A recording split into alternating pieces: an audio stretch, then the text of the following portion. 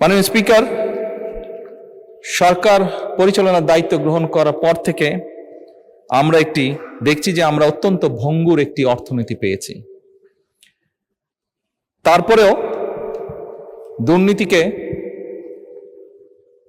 এই সময়ের মধ্যে যতটুকু সম্ভব দুর্নীতির টুটি চেপে ধরে এবং বিভিন্ন জায়গায় বিভিন্ন লিকেজ বন্ধ করার উদ্যোগ গ্রহণের মাধ্যমে আমরা চেষ্টা করছি কিভাবে জনগণের যে ট্যাক্সের টাকা সেটিকে সর্বোচ্চ অগ্রাধিকার দিয়ে সবচেয়ে ভালোভাবে সেটিকে জনগণের স্বার্থে এবং দেশের স্বার্থে ব্যবহার করা যায়।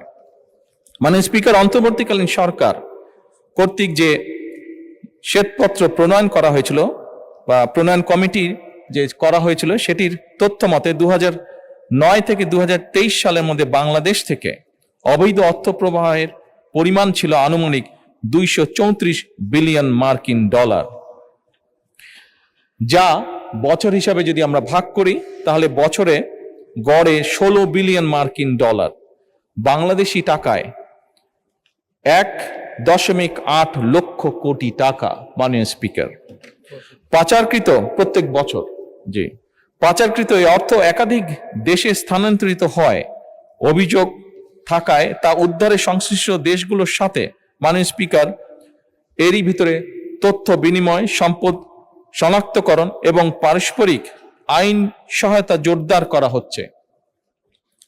মাননীয় স্পিকার, এই লক্ষ্যে পারস্পরিক আইন সহায়তা চুক্তি বা মাল্টিপল লিগ্যাল অ্যাসিস্ট্যান্ট ট্রিটি সম্পাদন এবং মাল্টিপল লিগ্যাল অ্যাসিস্ট্যান্ট রিকোয়েস্ট এর বিনিময় মিউচুয়াল লিগ্যাল অ্যাসিস্ট্যান্ট সম্পাদন এবং মিউচুয়াল লিগ্যাল অ্যাসিস্ট্যান্ট রিকোয়েস্টের বিনিময় প্রক্রিয়ার জন্য পররাষ্ট্র মন্ত্রণালয় সংশ্লিষ্ট সকল মন্ত্রণালয় এবং সংস্থার সাথে সরকার নিবিড়ভাবে কাজ করছে। অর্থ পাচারের গন্তব্য যে দেশগুলো প্রাথমিকভাবে সরকার চিহ্নিত করতে সক্ষম হয়েছে সেই দেশগুলো হলো USA, UK, Canada, Switzerland, Australia, Thailand, UAE, Singapore, Malaysia এবং হংকং, চায়না।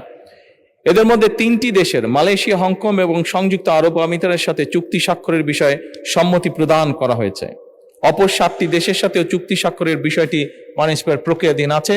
আমরা চেষ্টা করছি, আমাদের এন্ড থেকে আমরা চেষ্টা করছি এটাকে যত দ্রুত সম্পন্ন করা সম্ভব হয়। মাননীয় স্পিকার, ইতিমধ্যে বাংলাদেশ ব্যাংকের গভর্নরের সভাপতিত্বে একটি আন্তঃসংস্থা টাস্কফোর্স গঠন করা হয়েছে।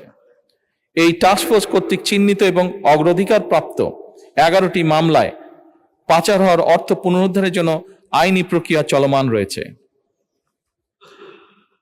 আন্তঃসংস্থা টাস্কফোর্স কর্তৃক চিহ্নিত অগ্রাধিকার প্রাপ্ত কেসসমূহ অনুসন্ধান এবং তদন্তের জন্য দুর্নীতি দমন কমিশনের নেতৃত্বে এবং বাংলাদেশ পুলিশের CID, জাতীয় রাজস্ব বোর্ডের সেন্ট্রাল এজেন্সিয়াল সেল, শুল্ক গোয়েন্দা তদন্ত অধিদপ্তরের সমন্বয়ে 11টি যৌথ অনুসন্ধান ও তদন্ত দল গঠন করা হয়েছে। GIT গঠনের পর অগ্রাধিকার প্রাপ্ত মামলাগুলো অগ্রগতি নিম্নরূপ।